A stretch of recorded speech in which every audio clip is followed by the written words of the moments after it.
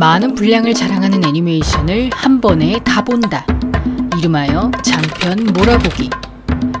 오늘 다룰 작품은 오노 후요미의 소설 12국기를 원작으로 제1교포 음악가 양방원이 전체 OST를 맡았으며 평범한 여고생 요코가 정신적인 성장을 이루고 경동국의 왕이 되기까지의 여정을 그린 동양 판타지 애니메이션 12국기입니다. 본 영상은 12국기 원어 더빙판을 기준으로 제작되었음을 알립니다. 신성과 요괴가 존재하는 어느 신비한 세계. 12개의 국가로 이루어진 이 세계는 모든 생명체가 나무의 열매로 탄생되는 건 물론 모든 것이 천재의 뜻에 따라 나라를 다스릴 12명의 왕과 그 왕을 선택할 신수 기린이 정해지며 그 왕이란 존재는 즉위와 동시에 선족에 올라 불로불사를 이루게 되지만 도의를 거스르는 정치를 펼칠 시엔 기린과 함께 죽음을 맞이하게 되고 거기다 왕과 기린의 죽음으로 조정에 공백이 생기면 그 해당 나라에는 요마와 천재지변이 들이닥쳐 백성들의 삶이 매우 고달파졌기 때문에 12국의 모든 백성들은 왕과 기린의 탄생을 기뻐하고 그들이 올바른 정치를 펼쳐주기를 언제나 소원합니다. ご覧石師もうあんなに近い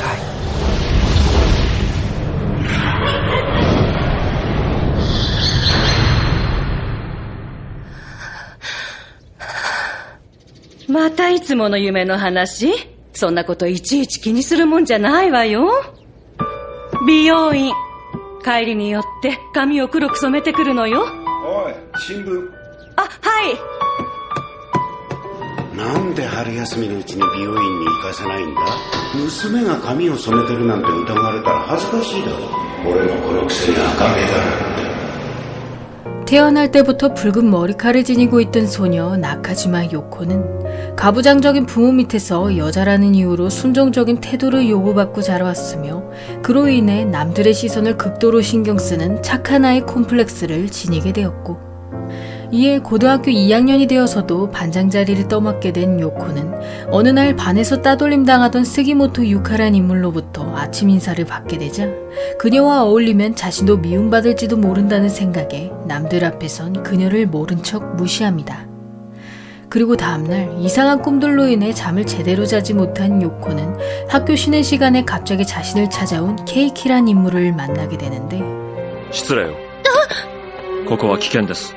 私とおいでください。いや顔面な御前を離れず忠誠を誓うと誓約する。許すと何をさあ早く許す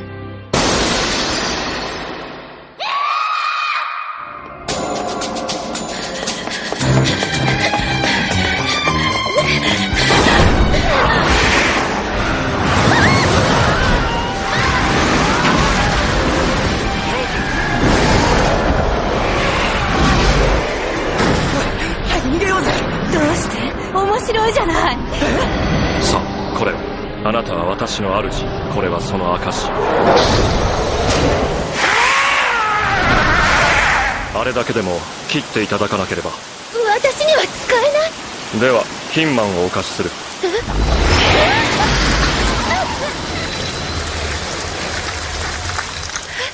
校長が来ます。何？体が勝手に。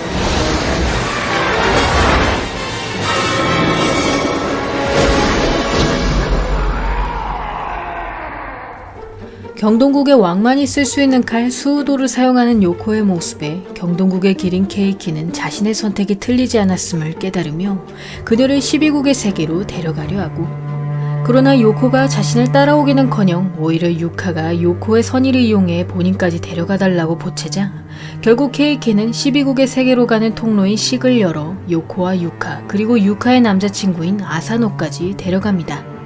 그리하여 사령 효오키와 역의 카이코의 도움으로 식을 통과한 요코는 계속 자신을 노리는 요마들을 상대하다가 그만 바다로 떨어져 버리며 근처 육지까지 떠밀려 오게 되고 이에 12개의 나라 중 하나인 교주국에 다다른 그녀는 자신의 육체가 껍질처럼 벗겨지는 꿈과 함께 외모가 변화된 상태로 눈을 뜨게 되며 자신이 살던 세상과는 전혀 다른 풍경에 몹시 망연자실합니다. 그리고 다음날 홀로 근처 마을을 방문한 요코는 자신과 언어가 통하는 마을 사람들의 모습에 기뻐하던 것도 잠시 자신이 식을 통해 넘어온 복례의 인간, 즉 핵액이란 이유로 공격을 당하게 되고, 이에 교주국의 관리들에게 끌려간 요코는 그곳에서 자신보다 먼저 감옥에 들어와 있던 유카를 만나게 되며 그녀가 가진 거울을 통해 자신의 달라진 외모를 자각하게 됩니다.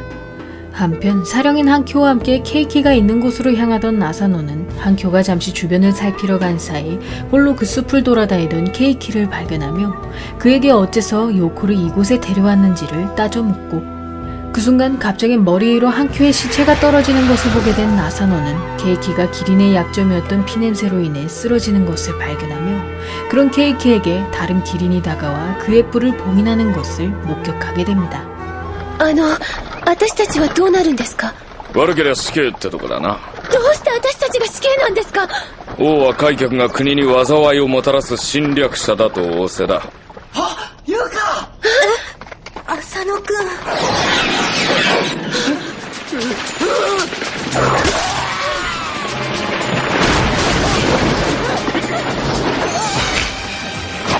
今のうちなら安全だ。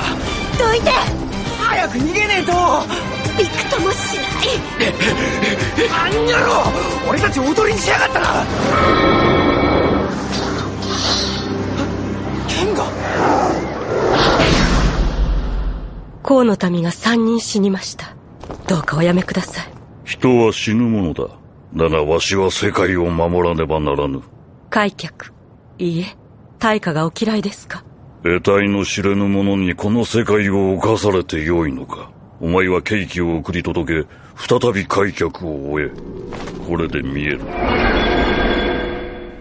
수호도와 힘만의 힘으로 순식간에 요마들을 해치운 요코는 도망치는 과정에서 마차 밑에 깔린 검지까지 들고 갈 수 없어 황급히 치유 능력이 있는 보옥 벽상주만 챙겨 달아나고, 그 후 아사노를 통해 케이키가 짐승이었음을 알게 된 요코는 더 이상 그의 도움을 바래선 안 된다고 생각하는 반면 평소 판타지 마니아였던 유카는 케이키가 보통 인간이 아닌 고귀한 존재임을 깨달으며 점차 이 12국의 세계가 원래 자신이 속해야 할 세상, 즉 케이키가 데려오려 했던 사람은 요코가 아닌 바로 자신이라고 생각하게 됩니다. 그리고 다음날 배고픔을 견디지 못한 세 사람은 근처 마을의 어느 집을 방문해 음식과 갈아입을 옷을 찾아다니던 중 우연히 그 집 주인이었던 타키를 만나게 되고, 이에 유카는 그녀의 뒤를 기습하여 요코에게 수우도로 공격할 것을 지시하지만 셋 중 유일하게 그들의 언어를 알아들을 수 있었던 요코는 자신에게 따뜻한 말을 건네주는 타키의 모습에 차마 그녀를 죽이지 못합니다. 그날 이후 타키의 집에 묵게 된 세 사람은 일자리를 소개해주겠다는 그녀의 권유에 겉모습을 변장한 뒤 하설하는 마을을 방문했다가 우연히 타키가 자신들을 창녀촌에 팔아버리려 한다는 것을 알게 되고, 이에 유카와 함께 그 여관에서 달아나던 요코는 자신들과 마찬가지로 핵액이었던 어느 노인에 의해 무사히 그곳을 벗어났으나 그 노인은 같은 핵액임에도 의사소통에 무리가 없는 요코를 시기하여 다음날 교주국의 관리들에게 그들을 밀고 해버립니다. 그리하여 또다시 관리들에게 쫓기게 된 세 사람은 우선 요코와 유카의 옷을 다른 남성복과 교환한 뒤 숲속에서 노숙을 청하는데, 女の子がズボンを履くのはみっともない。でも男子と競争するの。女の子が男の子に勝たなくていいんだ。すみませんでした。陽子も謝りなさい。私、何も悪いことしてない。今の私見たら、お父さん、怒るだろうな。帰りたいか？当たり前でしょ。親も学校もお前を必要としない。私は誰にも迷惑をかけないいい子だった。それが一番楽だからな。そんな自分に安心していただけだ。違う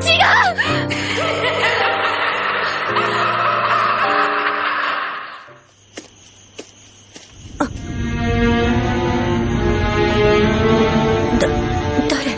あなたとは教会でお会いしました。あなたが。あなたを必要としているお方がおられます。やっぱり私なんですね。選ばれたのは。 그 후 홀로 교주국의 길인 코오리를 따라간 유카는 교주국의 왕인 가광으로부터 요코를 죽이라는 명령을 듣게 되며 그 임무를 위한 힘만과 검 한 자루를 하사받고, 이에 유카는 요코가 몰고 다니는 요마들이 사실 가왕이 보낸 코오린의 사령이라고는 상상도 하지 못한 채 그저 제왕을 부르는 요코를 죽이면 자신이 세상을 구한 영웅이 될 것이라고 생각합니다. 한편 아사노와 함께 먹을 것을 찾아다니던 요코는 여러 사람들에게 배신당한 경험으로 인해 타인과 얽히는 것을 극도로 두려워하며 점차 수호도가 보여주는 부정적인 환상에 빠져들게 되고, 그러다 또다시 코오린의 사령들에게 습격당한 요코는 그 요마들을 쓰러뜨리던 중 그만 아사노가 절벽에서 떨어지는 것을 막지 못하며 결국 많은 사령들을 상대한 탓에 체력 고갈로 쓰러져 버립니다. ケーキ。やっぱりそれはあなたが差し向けたものだったの。竜王家ケーキ。杉本さん。それより浅野くんが。もう前の世界に関わりなどない。この世界が私の世界。この世界にとってあなたがその怪物なのよ。私は日本から来たけれど開脚ではない。選ばれた戦士。私たち友達でしょ。あんたなんか友達じゃない。話しかけてくるのは周りに誰もいなかった時だけだったじゃない。この薄汚い偽善者、あなたを殺せれば生成するわ。もういい。行きましょう。 그 후 오른손 상처에 벽상주를 감싸고 도망치던 요코는 우연히 그 주변을 지나던 반수 라쿠슌에게 발견되어 그의 치료를 통해 사흘 만에 의식을 되찾게 되고, 그러나 쉽게 라쿠슌을 신뢰할 수 없었던 요코는 그가 자신을 관리에게 신고할지도 모른다는 생각에 결코 경계를 늦추지 않으며 몸이 완전히 회복할 때까지 라쿠슌을 이용하기로 결심합니다. 그 과정에서 라쿠슌에게 12국의 이야기를 듣게 된 요코는 자신이 머물고 있는 이 교주국이 유독 해객과 반수에게 매우 편협하다는 것을 알게 되며, 라쿠슌 또한 나라의 규율로 인해 명석한 두뇌를 지녔음에도 소학에 들어가지 못했음을 깨닫게 되고, 이에 안주국으로 가볼 것을 권유받은 요코는 그 나라의 왕인 쇼류가 시기에 휩쓸려 복례에서 태어나게 된 12국의 인간, 즉 태가 출신이라 안주국에선 해객과 반수도 평범하게 살 수 있음을 알게 되며 결국엔 더 많은 학문을 접하고자 했던 라쿠슌과 함께 안주국을 향한 여행을 떠나게 됩니다. 그러던 어느 날 오료라는 마을의 입구로 들어가던 두 사람은 갑자기 하늘에서 등장한 고조 3마리를 발견하는데, なんでこんな人里に。陽子。私に構わず逃げろ。陽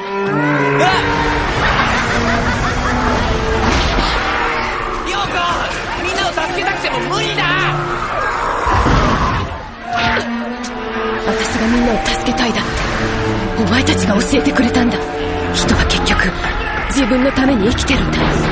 だから私が生き残るために。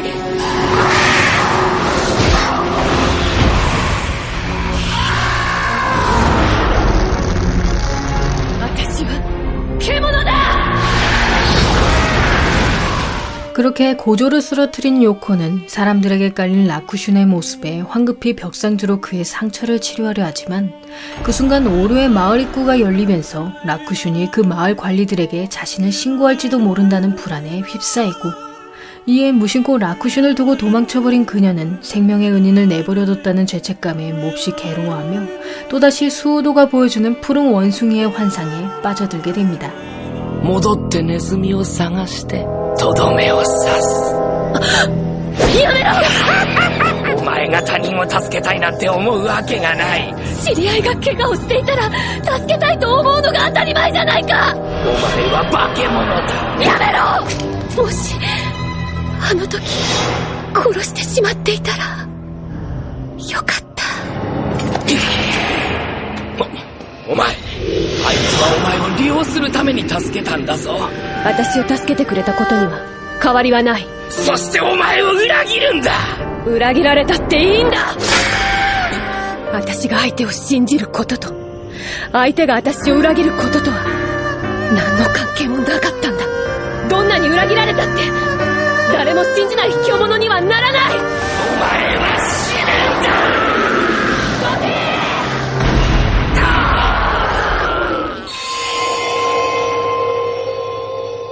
그 후 라쿠슌을 찾아다니던 요코는 그의 시체가 보이지 않자 아직 살아있을지도 모른다는 희망을 품으며 일단 애초의 계획대로 안주국에 갈 것을 결심하고, 그러다 예전에 자신이 강도짓을 행하려 했던 어느 유랑극단을 만난 요코는 그들의 친절에 힘입어 안주국으로 가는 항구까지 동행하게 되며 핵에게 아닌 광대의 신분으로 무사히 배에 탑승하게 됩니다. 한편 요코와 싸웠음에도 가광에게 좋은 대우를 받지 못하던 유카는 이번엔 그에게서 안주국으로 향하는 배에 올라 요코를 죽이라는 명령을 받게 되며 핵에게인 것을 들키지 않기 위해 힘만으로 얼굴을 변형시키게 되고, 이에 요코가 탄 배에 몰래 탑승한 유카는 그곳에서 가광이 곧 하늘의 도리를 잃고 죽음을 맞이할 것이란 이야기를 듣게 되며 실도의 증거와 기린이 병드는 것이란 사실에 얼마 전 코우린이 침상에 몸져 누워있던 것을 떠올리게 됩니다. 그 후 오랜만에 요코를 만난 유카는 그녀가 과거의 행동을 반성하고 있다는 사실에 내심 임무 실행을 주저하지만 가광이 자신 외에 여러 사령들을 보내 배 전체를 공격해오면서 결국 요코와 교전하게 되고, 그러나 사령들이 바다 밑에 잠자고 있던 요마를 먹는 요마를 깨우는 바람에 유카는 그 요마에게 힘만을 잃고 그대로 안주국까지 다다르게 됩니다.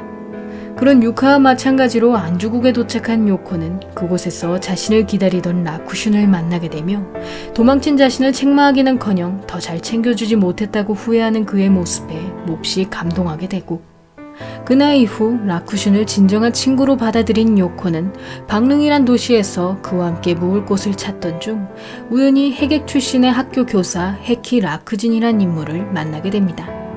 그리하여 오랫동안 핵액으로 살아온 헤키와 여러 이야기를 나누게 된 요코는 자신이 이 세계에 오고 나서 외모가 변한 이유가 바로 퇴과였기 때문임을 알게 되는데, ショクが起こってあちらとこちらが混ざり合い卵花が流される。あちらで適当な母親の体内に流れ着き普通の子供のように生まれます。こちらに戻ってくれば殻は外れ天帝に与えられた姿に戻ります。私はあちらの人間ではなかったんですか？対価であろうと開脚は皆こちらの言葉は喋ることができません。私は言葉が違うことに気づいてなかったんです。王やその高官たちはあちらに渡っても会話することができると。ケーキにあったと言ったな。それはこの世に一人しかいない。渓谷のキリンだ。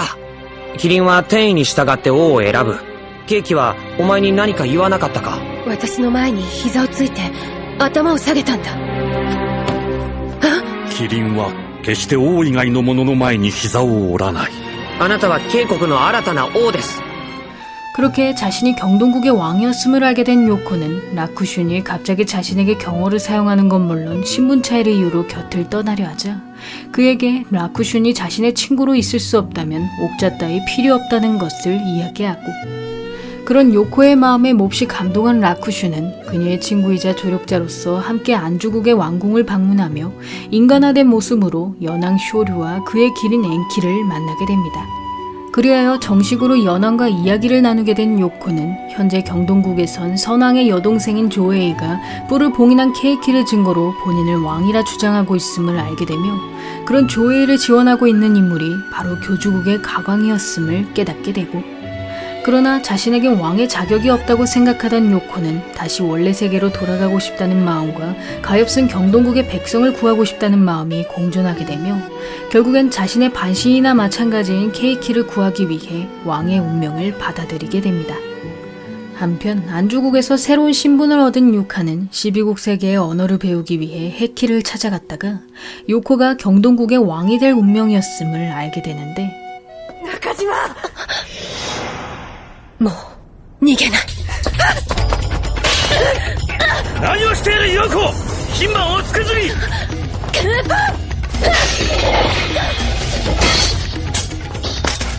ほらね、これがあなたの力よ。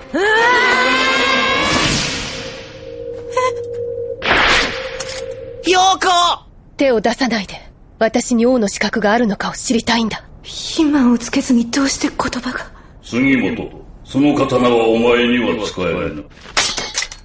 杉本！はい！杉本さん！無力そうな娘だ。大化の王は公のそばにはいらぬ。そうや縁に張り合おうとは思わぬ。だが慶にまで負けてはわしが愚王と呼ばれることになる。慶に大化の王が生まれればきっと縁のように繁栄する。その前に慶の大化を道連れにいたす。こう全ては幻だ。中島さんが KO だと最初から知っていたんだ。分かっていた。ここは私の世界じゃない。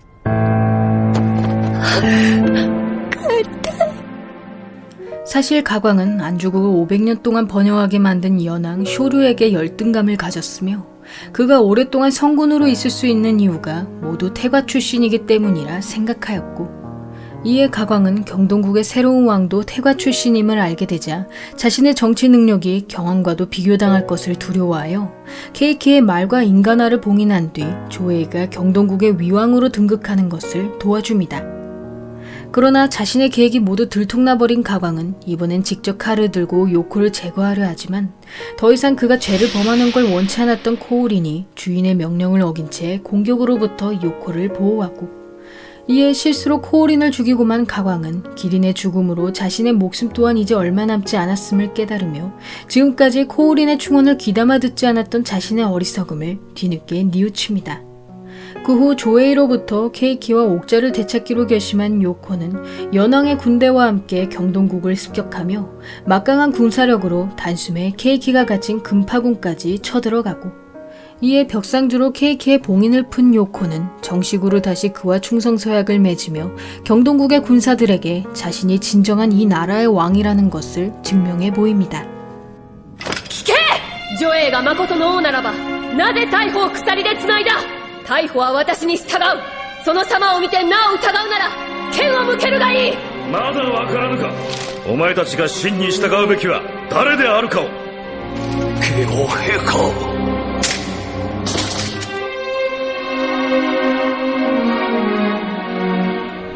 王になったらもう帰れない。ここで帰ったらきっと後悔すると思うけど、どちらにいても絶対に片方が懐かしい。振り向くなよ。ネズミのままじゃ手が届かねえんだから、わからないときは自分がやるべき方を選んでおくんだ。オイラは陽子がどんな国を作るか見てみたい。ありがとう、ラクシュ。 그날 이후 여러 조력자들의 도움으로 한 달 만에 위왕 조에이를 끌어내린 요코는 볼품없는 옥좌에 앉아 이번 전쟁에서 희생된 많은 사람들의 죽음을 되새기며 유카에게 자신이 이 세계를 선택한과 동시에 많은 것을 잃었음을 솔직히 털어놓고 그런 요코를 바라보던 유카는 앞으로 평생 자신만의 가정을 꾸릴 수 없는 그녀를 위해 자신이 요코 목까지 평범한 삶을 살아주겠다고 약속하며 케이키가 열어준 식을 통해 무사히 원래 세계로 돌아갑니다. 그리고 얼마 후 대학 시험을 준비 중인 라쿠슌을 보러 간 요코는 그에게 과거 자신의 목숨을 구해준 일과 다시 사람을 믿을 수 있게 해준 것에 깊은 감사를 표하며 멀리 떨어져 있어도 새를 통해 가끔씩 안부를 전해줄 것을 부탁하고 그 후 봉산에서 케이키와 함께 천칙을 받은 요코는 새 임금의 탄생을 알리는 용의 깃발을 올린과 동시에 경동국의 경왕 세키시로 선포되며 12국기 일부 달의 그림자, 그림자의 바다는 끝을 맞이합니다. 即位に際して改元するのが決まりなんだってね。だから新しい元号はケーキと相談して赤に楽、赤楽としました。ラクシュンの渋い顔が見えるようだ。ラクシュンに会ってなかったら山で死んでいた私だから。だからラクシュンの名から一字もらった。 12개의 국가 중에서 청해의 동쪽에 위치한 나라 경동국.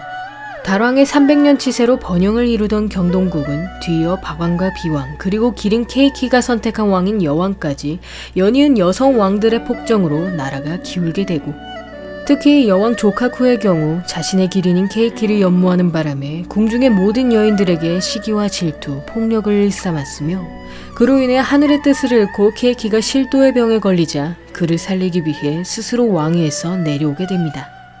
그리하여 자신의 왕을 잃고 되살아난 케이키는 이번엔 시계 건너편에서 다음 왕이었던 나카지마 요코를 데려오지만 평소 태과 출신의 왕에게 열등감을 가졌던 교주국의 가광이 자신을 납치해 여왕의 동생인 조에이를 위왕으로 세워버리고 이에 케이키 없이 스스로 자신의 운명을 개척하게 된 요코는 여러 조력자들과 함께 조에이를 끌어내린 뒤 옥자를 되찾았으나 태과 출신인 탓에 12국 세계의 규율과 문화에 익숙하지 않은 것은 물론 걸핏하면 여성이란 이유로 선왕들과 비교당하여 쉽게 신하들로부터 신뢰를 얻지 못합니다. 浅野くん、まだ夢を見るのかい？自分が見捨てた男。お前は私の心。だからこれは私の恋に過ぎない。浅野くん！また暴れましたか。やはり鞘を死なせてしまったのが惜しまれます。主上、刻限にございます。今日のところは仮の鞘で。達王が封じられた刀を持つことで、慶の王としての意義が整います。また快達か。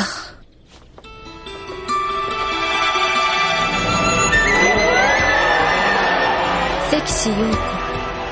私や鈴と見かけの年こそ違わぬ彼女は慶東国の玉座についた。 그 후 각 지역 관리들인 주우들과 인사를 나누게 된 요코는 맥주 코우칸이 위왕 조에이에게 복종하지 않은 것으로 인해 모반의 혐의를 받고 사주에 금족하고 있음을 듣게 되며 당시 그의 행동이 왕이 찬탈을 노린 것이라는 총재와 일부 관료들의 주장에 골머리를 앓게 되고 이에 코우칸의 처분을 고민하던 요코는 결국 오랫동안 정무를 돌봤던 총재 세이큐의 의견을 존중하여 코우칸을 맥주 자리에서 파면시켜버립니다.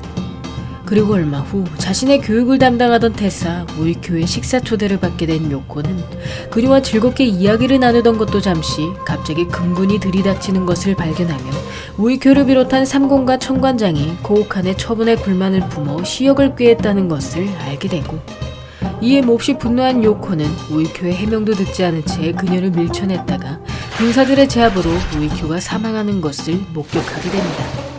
天官長は自殺だそうだ。確かに、高官と昔馴染みであった天官長からすれば文句もあっただろう。だが、高官が玉座を狙っていたというものが多かったのも事実だ。それとも高官を下官長たちが言うように、最初から処刑しておくべきだったというのか。だが、殺すなと言ったのは誰だ！主上。私が女王だから、私が大家だから、何も分かっていない私が悪いんだ。所直でため息を禁じようか。それは。下がれ。これでは同じだ。参考は罷免。高官も捕らえしたい。国外追放とする。六官から大逆のあった責により、政教は調裁の任を解く。大祭として天官を治めよ。調裁は慶喜が兼任する。主上。 먼 옛날 일본의 어느 가난한 가정에서 자란 소녀 오오키 스즈는 집안의 보탬이 되기 위해 부잣집에 고용살이를 하러 가던 중 그만 실수로 강물에 빠져 바다로까지 흘러 들어가게 되고 그 과정에서 시계에 휩쓸린 스즈는 12국 세계의 사람들과 의사소통이 전혀 되지 않는 상태로 어느 유랑극단에 맡겨지게 되며 3년간의 여행을 통해 자신이 떨어진 곳이 일본과는 전혀 다른 세상임을 깨닫게 됩니다. 그러던 어느 날 제주국에서 취미군 리오를 만나게 된 스즈는 자신과 말이 통하는 그녀의 모습에 선인이 되면 모든 의사소통에 문제가 없어진다는 것을 알게 되며 무작정 리오에게 자신을 데려가 줄 것을 부탁하고 이에 리오의 하인이 된 스즈는 선적에 올라 언어는 물론 평생 젊음을 유지할 수 있는 불로불사를 얻게 되지만 주인인 리오의 뒤틀린 성정 때문에 100년 동안 업무를 빙자한 온갖 괴롭힘을 당하게 됩니다. 그리고 얼마 후 리오로부터 경황의 이야기를 듣게 된 스즈는 자신과 같은 해객 출신인 그녀라면 자신의 불행한 처지를 누구보다 잘 이해해 줄 것이라 생각하며 몰래 경동국으로 떠날 방법을 궁리하고 그러다 실수로 리오의 도자기를 깨버린 그녀는 그 벌로 파산에 핀 강근을 따다가 그만 절벽 아래로 떨어질 위기에 놓이며 결국엔 자신을 구해준 적호의 등에 올라 제주국의 왕궁이 있는 수도 음령으로 도망칩니다. 逮捕は 慶王にはお会いになったことはないのですか？いいえ、慶王に興味があるの？きっと慶王も同じだろうから友達になれるかしらって。同じ蓬莱の生まれだからって分かり合えるとは限らない。サイリン様はずっと幸せにお暮らしだから分からないんです。私も慶王様も二度と故郷に帰れないんですから。西王様を自ら旅券を発してくださるなんて、私きっと慶王に会ってきます。これだけは覚えておきなさい。人が幸せであるのは、その人が恵まれているからではなく、ただその人が幸せであろうとしたからなのです。幸せになろうとする努力、それだけが人を真に幸せにするのですよ。はいそうですねこれからだってどんな逆境にも負けません 한편 방긋국의 공주로서 어린 나이에 선적에 오른 쇼케이는 아름다운 외모와 뛰어난 노래 솜씨로 왕궁의 보옥이라 불렸으며 아버지인 봉황 추타츠 밑에서 호화로운 생활을 이어갔고 그러나 화려한 왕궁과 달리 방긋국의 마을들은 엄격한 법치를 관철했던 봉황에 의해 매일 사형당한 백성들의 시체가 끊이지 않았으며 봉황을 보필하던 왕후 카카 또한 사치와 탐욕으로 주변 사람들을 이간질하기 일쑤였기에 점차 왕과 그 가족을 원망하는 백성들의 원성도 커지게 됩니다. 그런 상황을 보다 못한 해주 게케이는 모든 주우들과 함께 반란을 일으켜 봉황은 물론 그의 길인 호우린과 왕후 카카까지 모두 처형해버리고 그 후 공주인 쇼케이의 처분을 고민하던 게케이는 부모의 죄를 전혀 알지 못하던 그녀에게 다소의 연민을 느껴 결국 쇼케이의 지위와 선적을 박탈하는 것으로 처벌을 끝마칩니다. 그날 이후 3년 동안 교코요라는 이름으로 살아온 쇼케이는 고아와 노인을 부양하는 리가란 시설에서 지내던 중 우연히 이번에 경동국의 왕이 된 요코가 자신과 같은 또래라는 소식을 듣게 되고 이에 쇼케이는 경황이 과거의 자신처럼 호화로운 삶을 살 것이란 사실에 왠지 모를 박탈감을 느끼며 자신을 이런 처지로 만든 게케이에게 더욱 원망을 품게 됩니다. 그리고 얼마 후 리가의 장로인 고보를 만난 쇼케이는 그녀의 유도신문에 넘어가 무심코 자신이 방긋국의 공주였음을 털어놔버리며 그로 인해 마을 사람들에게까지 엄청난 비난과 폭행을 당하게 되는데 お父様だって罰したくて罰したわけじゃない。少しでも国を良くしようと法を作ってるのよ。それなのに守らないで勝手をするなら罰を下されて当然よ。私が熱を出した時カカ様は看病のために畑から離れた。それって首を落とさなければいけないことだったの。私のせいじゃない。お父様が何をしてるか私知らなかった。お願いやめて。俺の女房はこれで殺された。たかが髪飾りをつけて街に出ただけで。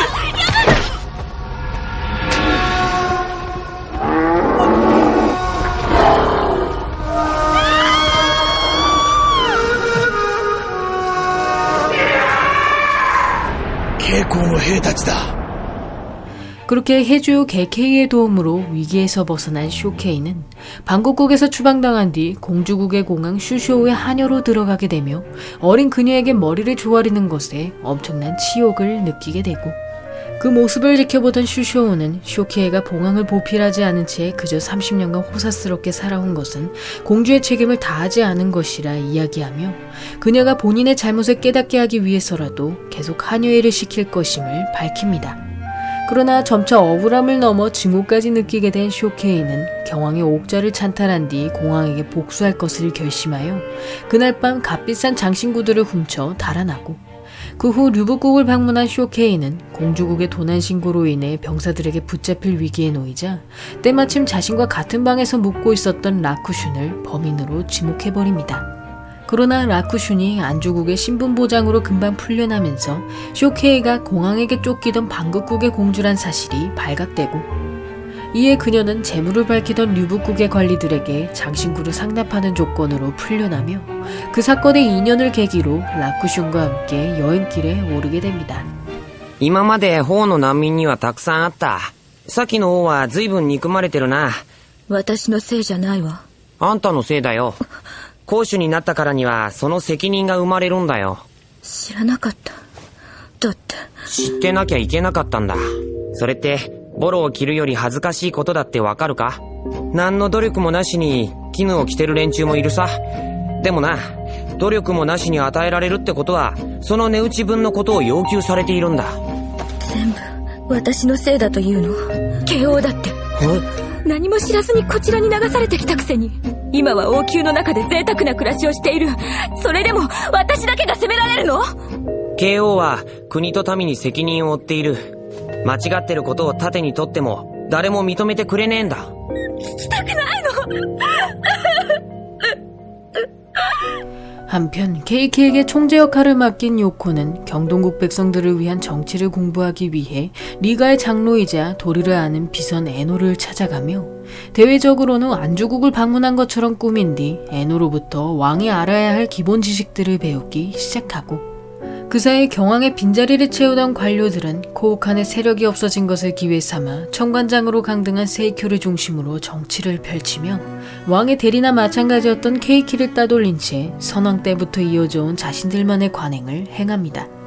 그리고 얼마 후 에노가 청관장의 측근과 접촉하는 것을 발견한 요코는 그가 자신을 죽이려 했던 코우칸의 세력과 같은 편임을 추측하며 가끔씩 에노에게 편지를 가져다 주던 로우란 인물을 추적하고, 그 과정에서 화주 지수양에 사는 코쇼우와 세키를 만난 요코는 자신을 강하게 경계하는 그들의 태도를 통해 지수양의 사람들이 무언가를 모의하고 있음을 알아채며 본격적으로 그 마을 주변을 탐색하기 시작합니다.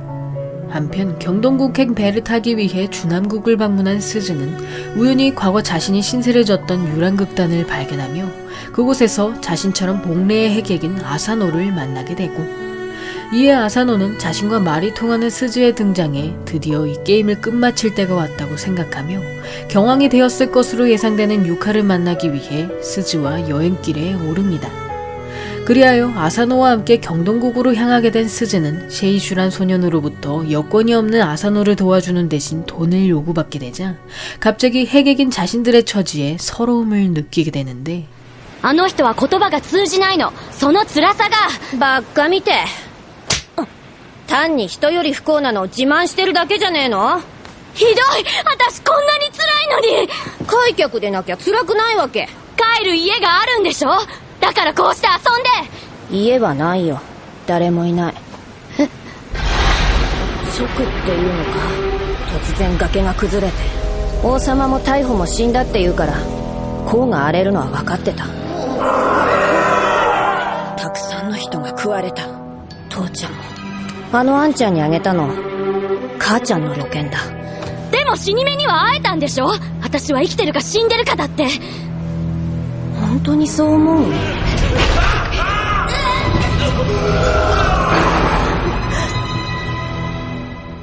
誰だって同じくらい辛いんだ。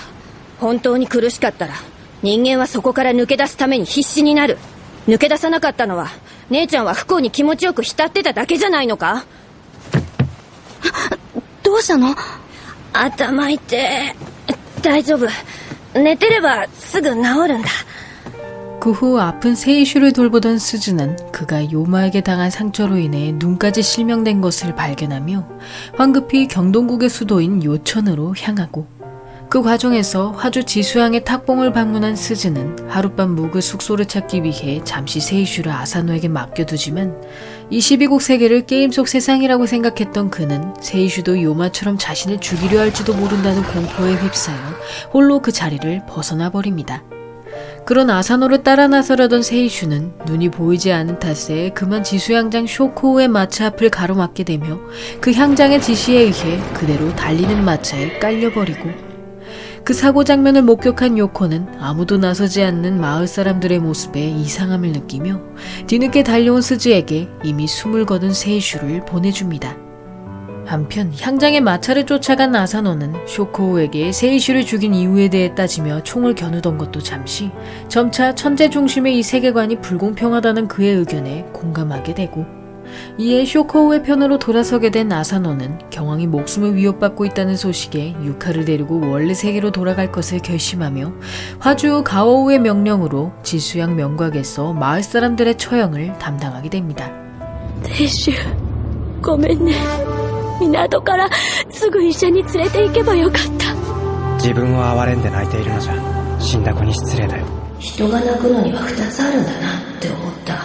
自分がかわいそうで泣くのはさ、ガキの涙だよ。将校は村で狩りをするんだ。7割の税に一部でも満たなかった村は襲われる。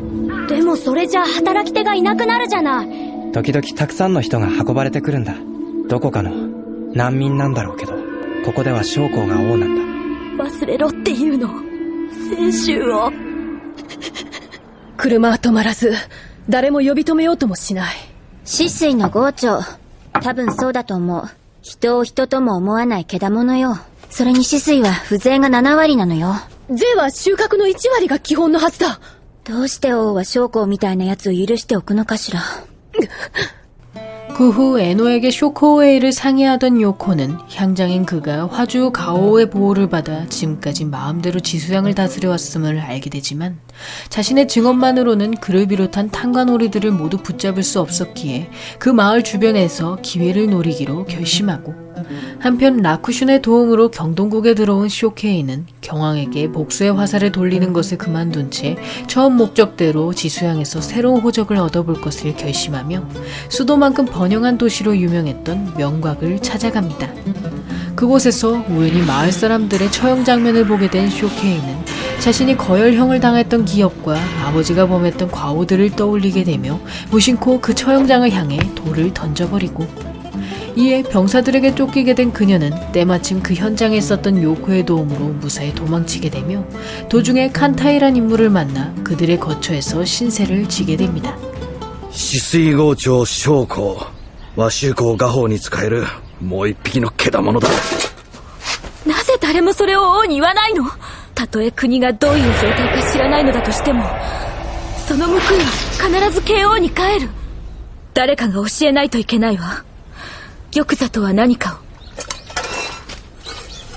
を。和州に火がつけば気づくかな。足元の火種に目を向けるかな。やあ、仲間だの仲間連中に引き合わせようか。ええ。そんなに将校が憎いかい。死にたくないって言ってたわ。あんな強い子が死ぬのは怖いって泣いてた。なのに死んでしまった。止水にいるのは奴に怯えたふぬけばかりじゃない。将校は必ず倒す。一度受け取れば抜けることはできない。何でもする。 한편 지수양에서 여러 정보를 수집하던 요코는 조정 대신들의 말과는 달리 코우칸의 백성들에게 존경받는 주우였음을 알게 되며 지금까지 자신이 세이쿄의 세력에게 이용당했음을 깨닫게 되고 그 후 다시 겉으로 돌아간 그녀는 쇼코우가 리가의 아이들을 공격한 뒤 에노를 납치해간 것을 발견하며 죽음을 불사하고 자신의 옥새를 숨겨주는 랑교프의 모습에 안타까움과 분노의 눈물을 흘립니다. 그날 이후 자신의 무능력을 한탄하던 요코는 스즈가 소속된 탁봉의 반란군에 들어가 향장의 저택과 의창 등을 모두 불태우며 화주의 병사들을 분산시킨 뒤 마지막으로 향성에 있는 쇼코우를 습격하려 하고 이에 100명의 군사들과 함께 별저를 습격한 요코는 그곳에서 쇼코우의 명을 받고 숨어있던 아사노를 만나게 되는데 将校が浅野君をここに？あいつに何を言われた？あえて悪とされていることをしてそれでも天が自分を罰することができるかどうか試してるんだ。なぜキリンが選んだものを王にいただかなければならないのか。王がいない世界が荒れるというなら、この世界はもともと荒れ果てているものではないのか。愚かな。意味のわからない断りに支配された世界、それを壊そうとしているんだ。ここはゲームの中の世界みたいなもんだ。誰もが役割を演じている。だから無理やり王様なんてやっている必要はないんだって。さあ行こうぜ。今戦っているのは王だからじゃない。誰に言われたわけでもない。それは私の理由だ。ヨコ！この中に将校の手下がいた。捕らえておいてくれ。 그날 밤 화주의 병사들을 별조로 따돌린 사이 향성을 습격한 요코는 단숨에 관저까지 돌입하여 쇼코우를 처형하려 하지만 그의 보호막이었던 가오우까지 붙잡아야 했기에 당장 쇼코우의 목숨을 빼앗지 못하고 거기다 병력이 열악했던 탁봉의 반란군은 별조로 따돌렸던 화주의 병사들이 돌아오면 꼼짝없이 포위될 위기였으므로 쇼코우를 이용해 조금이나마 시간을 벌어보려 합니다.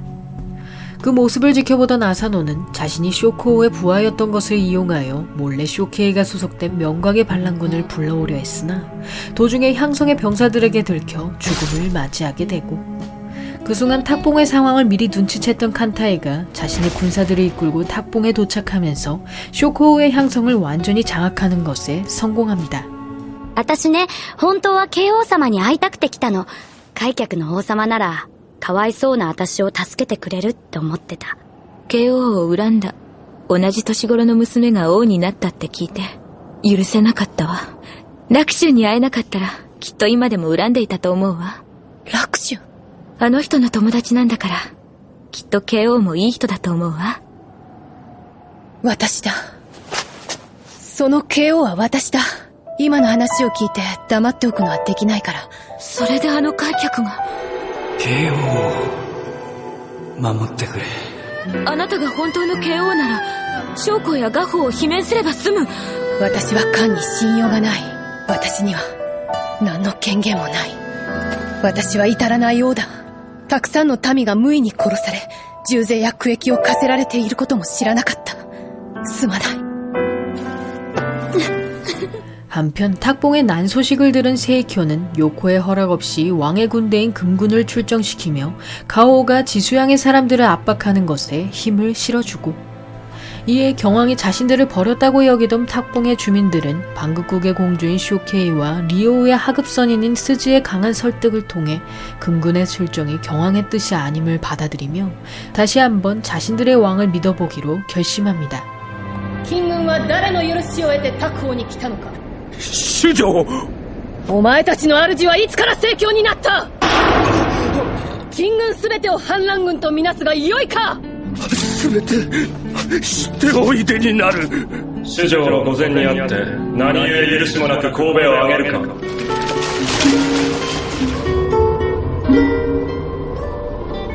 無事盛況画法を捕らえ炎鵬を究明すれば、この度の出陣については不問に処す。かしこまりまして。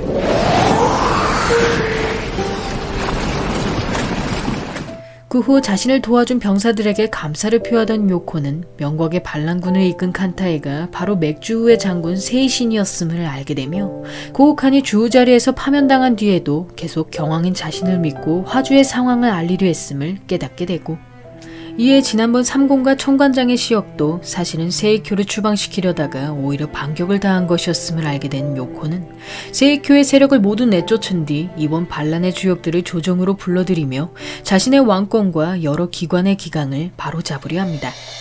그 후 아사노로 안치해둔 곳을 찾아간 요코는 영문도 모르고 자신을 따라왔다가 낯선 세상에서 고생만 했던 그를 몹시 가엽게 여기며 양지 바른 곳에 아사노의 묘를 만들어주고, 이에 더더욱 자신의 사명을 고민하게 된 요코는 스즈와 쇼케이에게 어떤 나라를 원하는지를 물었다가 지금껏 누군가에게 억지로 머리를 조아리고 천한 대접을 받는 것이 매우 힘들었다는 이야기를 듣게 되며 그 두 사람의 소망을 토대로 자신의 첫 칙령, 즉 초칙을 선포합니다. 私は人に礼拝されたり、人の間に序列あることが好きではない。これ以後、服礼を廃し、規礼律礼のみとする。侮られたと怒る者がおりましょう。人はね、ケーキ。心から尊敬の念を感じた時には、自然に頭が下がるものだ。私は、Kの民の誰もに王になってもらいたい。人は誰の奴隷でもない。そんなことのために生まれるのじゃない。最悪に襲われてもくじけることのない心。不正があれば正すことを恐れず、けだものにこびず、そんな不義の民になってほしい。諸官は私に K をどこへ導くのだと聞いた。その証として、服礼を廃す。これをもって処辱とする。 경동국에서 원래 세계로 돌아온 스기모토 유카. 요코의 부모에게 친구의 소식을 전한 유카는 어느 날 자신처럼 갑자기 행방불명이 되었다가 다시 집으로 돌아온 소년이 있음을 알게 되고, 이에 그 타카사토 카나메란 인물을 찾아간 유카는 그가 자신과 달리 다른 세계로 넘어갔을 때의 기억이 전혀 없음을 알게 되며, 그 대신 12국 세계에서 돌아온 뒤로 카나메를 괴롭히던 사람들이 하나둘씩 죽어간다는 사실을 깨닫게 됩니다.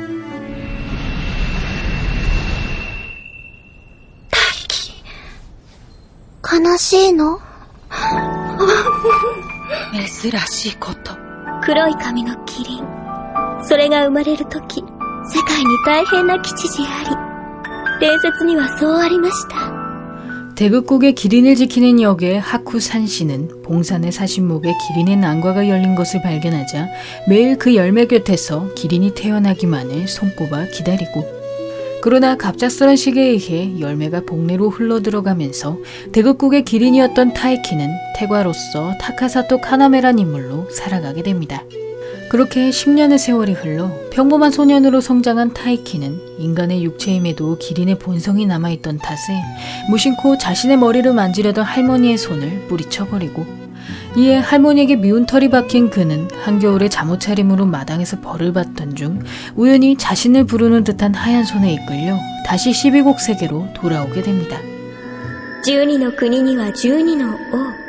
王に仕える大砲は必ず宝山の写真木に生まれ、この数も12。王をお選びになって宝山をお下りになるのです。そして一生王に仕えます。見えますか？あれがタイの国です。太王はこれから大気がお選びになるのです。そんな大切なこと僕が決めていいの？そのために大気はおられます。 그리고 얼마 후 보도공을 구경하던 타이키는 잠시 산씨가 자리를 비운 사이 기린을 붙잡으면 왕이 될 수 있다고 생각한 고손이란 인물에게 기습을 당하게 되고, 그 순간 황해를 가호하는 천선인 견랑진군이 등장하여 그 인간 무리들을 제압해버립니다.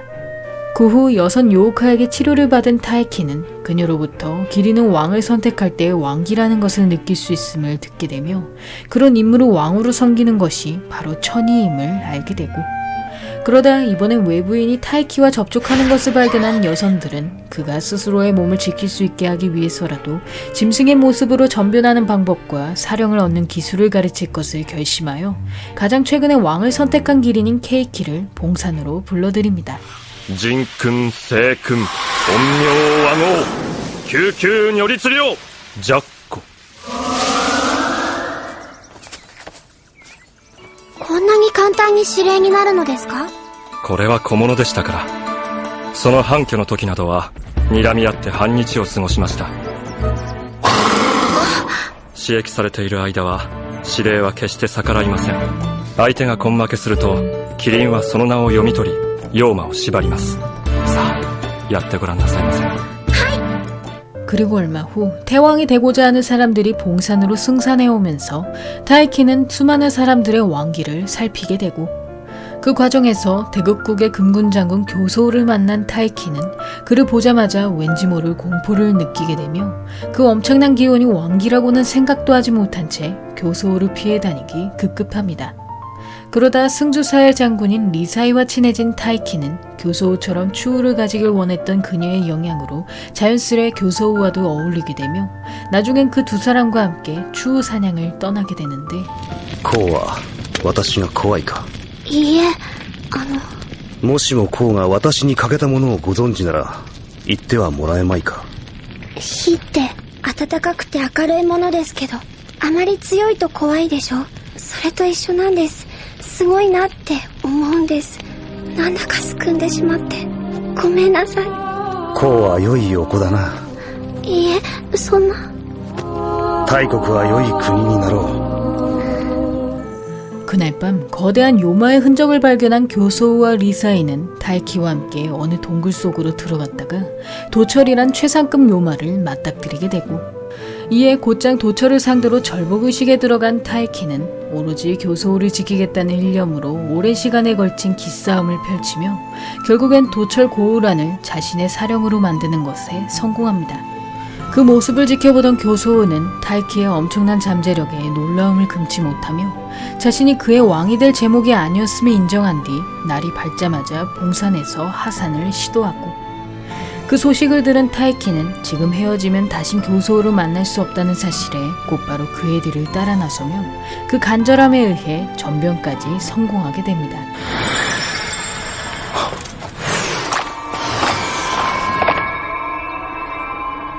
無事転変なされたな。お喜び申し上げる。教祖との古戦を離れず、王でもないのにこんなこと、忠誠を誓うと誓約します。許す。礼を言う大輝。お前は小さいのに見る目がある。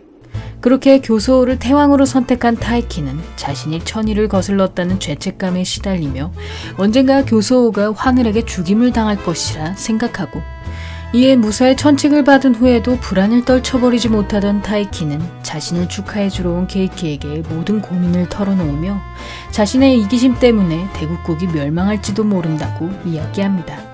그런 타이키의 모습에 해결책을 고민하던 케이키는 연왕 쇼류와 그의 길인 엔키를 대국국으로 초대한 뒤 타이키에게 절을 올릴 것을 지시하는데 どうした大輝何をしている対応に命じられたが縁におもねることは許さんと大輝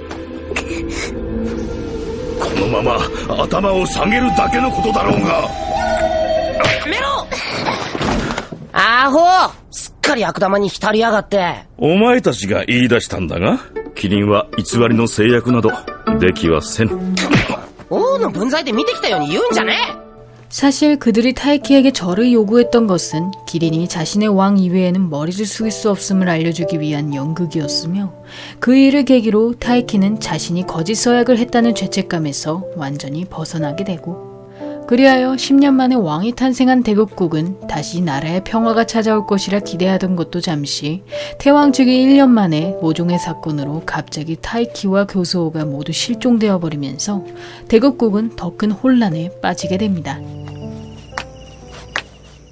何かこれを書いてると思い出せそうな気がするんです。もうやめたら無理に思い出さなくてもいい。でも思い出そうとするととても懐かしい気がします。そこで僕はとても幸せだったような大切な約束を僕はなくしてしまった。なんでこんなところにいる延期が教えてくれた。こんなところまで何があった将校か将校は転移を知ろうとした。私が王にふさわしいのかと。お前は自分自身を処刑するように感じているわけだ。そこにもう一人の俺が眠っている。なお敦湯と言った。敦湯は俺が殺した男だ。 약 500년 전 복내에서 온인의 난에 휩쓸린 소년 로쿠타. 3명의 자식들을 모두 피난시킬 수 없었던 그의 부모는 결국 한 명이라도 살려야 한다는 생각에 가장 몸이 약했던 로쿠타를 전쟁터에 버려두고 그런 자신의 상황을 순순히 받아들이던 로쿠타는 아사하기 바로 직전 시계 휩쓸린 기린의 난과를 찾아다니던 안주국의 여귀에게 발견되어 무사히 12국 세계로 돌아가게 됩니다. 그날 이후 봉산에서 안주국의 기린으로 살아가게 된 엔키는 권력자들의 잦은 분란을 겪었던 경험 탓에 왕을 선택해야 하는 자신의 사명을 부정하던 중 어느 날 한 여성 관리로부터 가난한 백성들의 이야기를 듣게 되는데 私は罪人に罰を与える任にあります。しかし、ただ生きんがために罪を犯す人々に罰を与える権利が私にあるでしょうか。食えぬがゆえ、せっかく授かった子を密かに井戸に沈める親に。どうか王をお与えください。できない。王などいるからいけないんだ。俺にはできない。俺には王は選べない。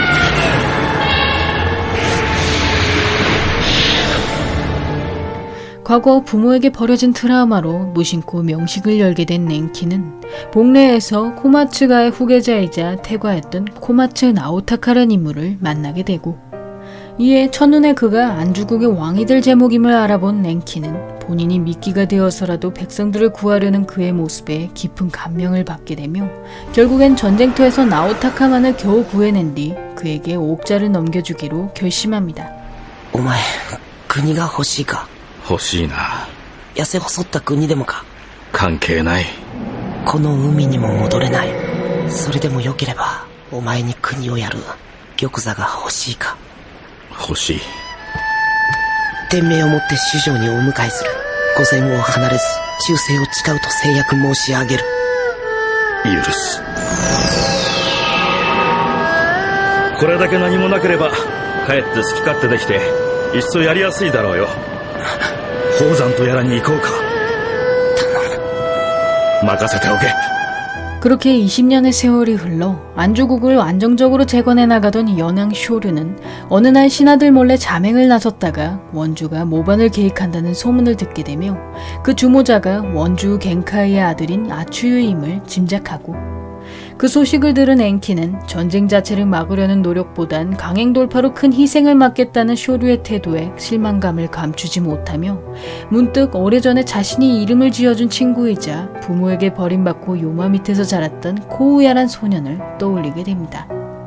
그리고 얼마 후 갑자기 자신을 찾아온 코우야를 발견한 엔키는 그가 원주의 관리로서 선적에 입족했음을 알게 되며 본인의 요마에게 로구타란 이름을 붙여줄 정도로 그가 자신을 생각해줬다는 사실에 몹시 기뻐하고, 그러나 아츠유의 최측근이었던 코우야는 사실 모반의 계획에 필요한 인질, 즉 연왕의 기린을 납치하기 위해 찾아온 것이었으며 결국 엔키는 갓난아기를 죽이겠다는 협박과 자신을 경호하던 병사의 피를 뒤집어 쓰는 바람에 속수무책으로 원주에 끌려가게 됩니다. アツユか。目的は何だ。とりあえず六水と申し上げましょう。六水下流の他県は雨季のたびに襲う水害に泣いております。早急に大掛かりな治水工事が必要ですのに、王はそれをご許可くださらない。王が真面目に取り合ってくれるまでの人質ってわけだ。お聞き届けいただけるのでございますか。しばらく厄介になる。ありがたく存ずる。 그 후 감옥으로 안내된 엔키는 그곳에서 쇼류가 원주의 감시원으로 파견했던 리비란 인물을 만나게 되며 그녀와 마찬가지로 기린의 뿔을 봉인하는 장치이자 실 하나가 끊어지면 나머지 실들도 덩달아 칼날처럼 조여지는 적색조를 착용하게 되고, 그러다 코우야와 과거 이야기를 나누게 된 엔키는 아츠유가 갈 곳 없는 그를 거두어준 은인이었음을 알게 되며 코우야가 적극적으로 모반에 개입하는 이유도 아츠유의 은혜를 갚기 위함이었음을 깨닫게 됩니다. 한편 아츠유가 보낸 원주의 주제에 하쿠타쿠를 만난 쇼류는 그에게서 인질 교환 조건으로 왕보다 높은 상제라는 직위를 만든 뒤 그 자리에 아츠유를 임명해달라는 요구를 듣게 되고, 이에 그 조건에 수용할 수 없음을 밝힌 쇼류는 사자인 하쿠타쿠를 죽이는 것이 통상적이었으나 일부러 아츠유를 시험해보기 위해 그를 원주로 돌려보내며 곧장 왕사와 일꾼들을 소집해 녹수에 제방을 쌓도록 명령합니다. 그 소식을 들은 아츠유는 쇼류가 치수공사인 척 수공작전을 계획한다고 생각하여 모반의 명분이었던 녹수 제방을 오히려 무너뜨리도록 지시하고, 그 사이 몰래 원주의 반란군에 들어간 쇼류는 아츠유와 병사들의 상황을 살피면서 엔키를 구하러 갈 빈틈을 노리기 시작합니다. 一朝一夕に国は立ち直りはしないんだ。河の剣を返していただきたい。それでは国は成り立たない。上流だけが潤って下流が枯れることになりかねない。全権を委ねる官を置かれるといい。この世は天帝がお作りになり、万事お定めになりました。天帝などおらんのだ。いたとしてもそんなもの必要ない。キリンの選んだものを玉座に据えることがそもそも間違いだと言うんだな。王の上に朝廷を作るということなら俺はやめてくれという。民の主は民自身だけでいいんじゃないのか。ご理解いただけず残念です。逮捕はご自身がお選びになった王を信じてはいらっしゃらないのでしょうか。私は墨白を拝命する際、主上にすまぬと詫びていただきました。修行場へ行ってくれと言うわ。万が一ことがあった時には命を捨ててくれというに等しい。すまない。でもダメだ。勝利は王だから。王は民を不幸にする。いいえ、逆です。国の荒廃は万民の苦難。リペ、宮城へお帰りくださいませ。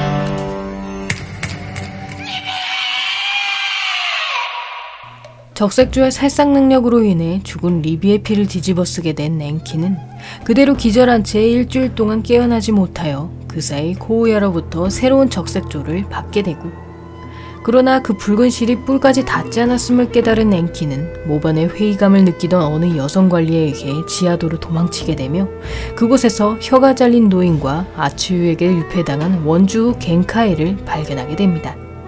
사실 아츠유는 백성들에게 폭정을 일삼는 아버지를 보다 못해 내궁 지하에 그를 가둬두었으며 그 대신 자신이 그 빈자리를 차지하기 위해 외부적으로는 원주가 병든 것처럼 위장하였고, 이에 아버지 대신 원주를 다스리게 된 아츠유는 황폐한 땅을 발전시켜 많은 백성들로부터 칭송받는 인물이 되었으나 점차 자신이 연왕보다 월등한 존재라고 생각하게 되면서 기린이 왕을 선택하는 이 세계관에 불만을 품게 됩니다. 私は玉座に興味がありません。今日なき後も昇山いたしませんでした。もしも昇山して王でなければ赤恥をかく。己の失敗を認めることができんのだ。非は全て他者になすりつけ、過ちはなかったことにするのだからな。あれは己が完璧で一度たりとも謝ったことなどないと本気で信じておれ。そういうやつだ。그렇게 아추유의 이중성을 알게 된 엔키는 계속 성을 빠져나가는 과정에서 반란군으로 위장한 쇼류를 만나게 되며 그의 보호 아래 다시 감옥으로 돌아가고, 그러다 코우야에게서 피냄새를 느낀 엔키는 누구보다 살생을 싫어하는 그가 아추유의 명령으로 살인까지 행하고 있음을 깨달으며 쇼류와 함께 더 이상 의미 없는 모반을 그만둘 것을 설득합니다. 俺はアツユを守りたい。そのために誰を殺してもいいのか。他人なんか知らない。なぜ人が死んではいけないんだ。人というのはいつか死ぬものだ。アツユだけ良ければいいんだ。国が傾くのが怖いか。全部滅びてしまえばいいんだ。ふざけるな。民がそう言えば俺は何のためにあればいいのだ。この国はお前のものなんだぞ。民のいない王に何の意味がある。俺はお前に豊かな国を渡すためだけにいるのだ。そんな綺麗事を信じるほどおめでたくないよ。俺は何も聞いてない。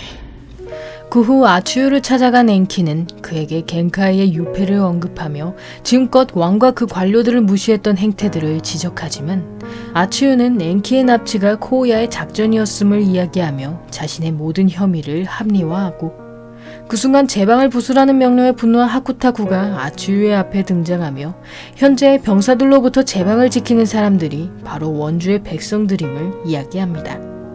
그러자 아추유는 하쿠타쿠가 왕에게 사자로 보내줬음에도 멀쩡히 살아 돌아온 것을 근거 삼아 그가 왕과 모의하여 자신이 반란을 일으키도록 유도했음을 주장하고, 그 말을 듣고 있던 쇼르는 모든 사람들 앞에서 자신이 연왕임을 밝히며 아추유에게 더 이상 백성들을 희생시키지 말고 자신과 1대1 대결을 행할 것을 제안합니다. 恐れながら主上、無用の争いをおいといになられるのならこれまでに。軽薄には温情ある手段を賜りますよ。誰か一応捕らえておけ。見張りを立てて自傷させぬようにな。自傷美学ロクタ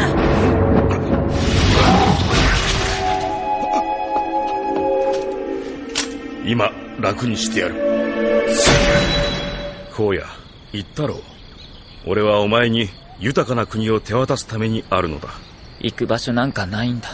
俺は妖魔の子だから。ではお前とその妖魔に住む場所を与えよう。時間をくれぬか荒野。お前もこの養い親も追われることのない土地をやろう。そんな世が本当に来るのだろうか。そのために俺はあるのだ。待っている。いつまででも待っているから。昇竜。なんだ。昇竜は俺のための場所をくれるだろうか。どんな場所が欲しい。緑の山野。親が子供を捨てたりしないでも生きていける豊かな国。必ず緑豊かな国をお前に返そう。では俺は昇竜がいいというまで目をつむっている。 그렇게 쇼류의 과거 이야기를 듣게 된 요코는 그가 아추유와의 대결을 통해 천의를 시험해 본 것이었음을 깨달으며 자신이 쇼코를 보는 시선처럼 쇼류 또한 아추유에게서 또 다른 자신의 운명을 보았음을 짐작하고, 이에 쇼코의 처분을 좀 더 고민하기로 결심한 요코는 엔키로부터 라쿠슈니 경동국의 대학으로 편입한다는 소식을 듣게 되자 곧장 그에게 자신이 도를 잃지 않도록 곁에서 지켜봐 줄 것을 부탁합니다. 그 후 코우야와의 약속을 떠올리던 쇼류와 엔키는 그가 다시 안주국으로 돌아올 때까지 더욱 나라를 번성시킬 것을 다짐하며 12국기 3부는 끝을 맞이합니다. 12국기 1부는 원작 소설 달의 그림자, 그림자의 바다 부분을 14편의 화수로 제작하였으며 평범한 고교생이었던 요코가 경동국의 왕이 되기까지의 여정을 다루었고, 특히 원작과 달리 스기모토와 아사노라는 오리지널 캐릭터를 투입해 요코의 정신적인 방황을 더 깊게 다루었으며 치밀한 에피소드 구성으로 원작과의 설정 충돌 없이 매끄러운 전개를 보여주고 있습니다.